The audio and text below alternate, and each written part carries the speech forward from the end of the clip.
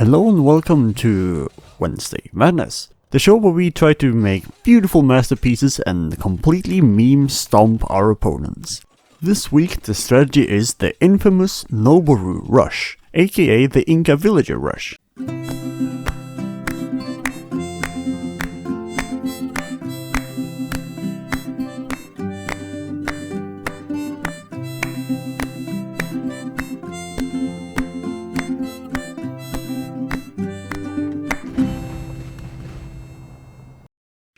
First off, we'll be looking at an expert of this strategy.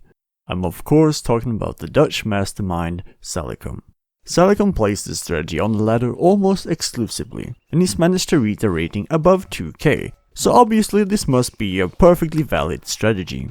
The basic idea is this: you go up to a feudal age extremely fast, drop a blacksmith, and use your strong Inca villagers and cheaper towers to push your opponents off resources and ideally kill some of his villagers. Hopefully before he can get too much army out to stop you. Like I said, in the first game we're watching a true expert of this strategy. Salicum puts the absolute minimum required villagers on wood and takes both of his boars very early to get a very early feudal age. To put it into perspective, he's up so much faster that he's time to build a blacksmith and research both scale mail and forging before his opponent hits the feudal age. His first tower goes down in a perfect location, blocking the main source of food as well as the main gold and stone from red. And red can't possibly fight back here. The Inca villagers only take 1 damage from enemy villagers whilst dealing 3 damage themselves, so villager fights aren't even close. You would need 3 times as many villagers in a fight in order to take a fight against Inca villagers. But going forward with this strategy also is a huge investment, so you really need to cause major disruption to your opponent's eco and preferably kill some villagers. But fortunately, this is exactly what Salicum is a mastermind at. Red isn't allowed to take much of any resources, and Salicum even manages to kill a few villagers. Throughout the game, Red is only able to produce a handful of archers, which in low number and without fletching can't really deal with the threat of the Inca villagers. After being pushed out of wood a 3rd time and getting his market denied, Red calls the GG. Thank you for your perfect demonstration and unaware contribution, Salicum. Next up we're watching another expert, but more so in Monday Madness contributions rather than ladder rating. Leil is doing his best to replicate Salicum's success, but his build is not as excellent. Being only a few moments ahead of his opponent to the feudal age, he's forced to take a bad fight against men-at-arms and villagers before all of his upgrades come in, and this makes Leil lose almost all of his forward villagers. Most people might give up here after being 6 villagers behind in early feudal age, but Leil is not most people. Leil sends in another batch of villagers, and this time they're upgraded. Leil is putting down a few towers in a chain, and this time the enemy villagers are no match for him. Red is also trying to defend with a tower of his own, but this one goes down quicker than it goes up. He also tries to throw some archers at Leil, but like I said before, without fletching, they're almost useless against Inca villagers. Unsure of how to defend and probably caught a bit off guard here, Red resigns when Leil drops yet another tower on his wood and gold. Thank you for yet another amazing comeback contribution, Leil.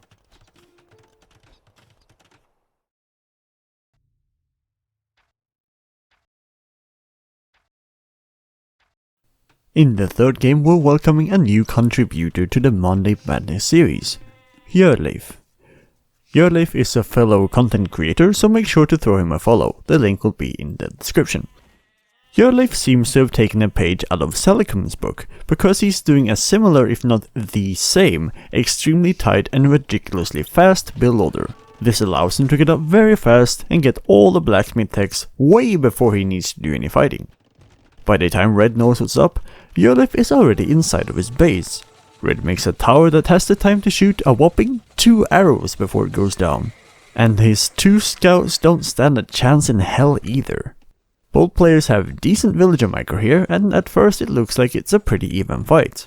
But remember, you need almost 3 times as many villagers to win against Inca villagers, and Red is sorely underestimating them here. Red just about manages to fend off Leif, but then comes another group of 5 villagers and he's decided that he wants no more of this madness. Thank you for your short but excellent contribution, Leif.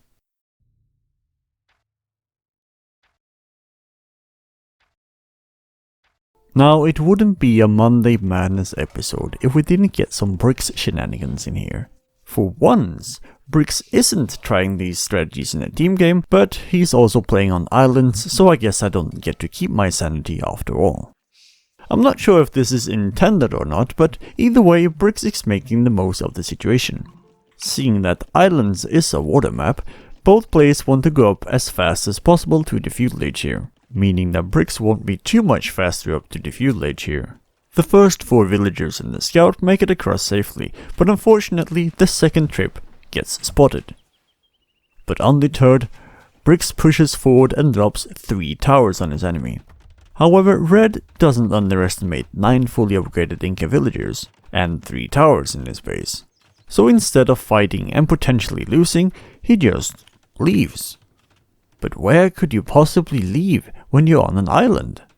Well, to Brix's island, of course. It's the perfect hiding spot. Who would think to look for your enemy in your own backyard? Luckily for our hero in blue, he sent 1 villager to investigate where Red's villagers went, and he spots the second migrating wave of villagers.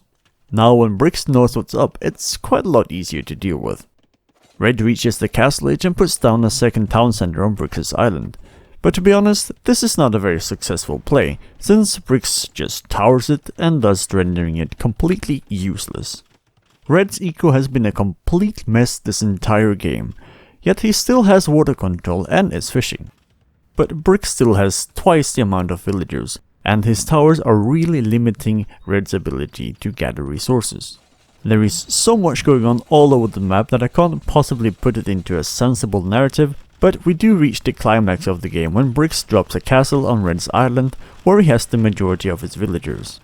After that, Red tries to defend the last spot on the map that is not covered by Brix's towers, but it all goes horribly wrong.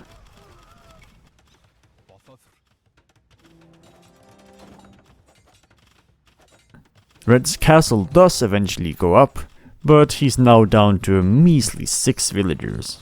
When Brix hits Imperial Age to add insult to injury, Red resigns so quickly that he forgets to type GG.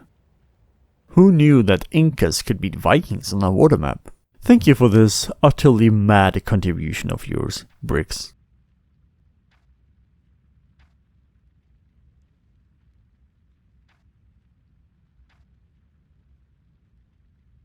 Thank you for watching this week's episode of Monday Madness. If you haven't already, feel free to give this video a like and consider subscribing not to miss out on future videos. In the description of this video, you will find the links to my social media where I will be posting when the next video is uploaded. Should you like to take part in the next video, feel free to join my Discord where I will be posting the next week's strategy. Bye for now and have a nice rest of your week.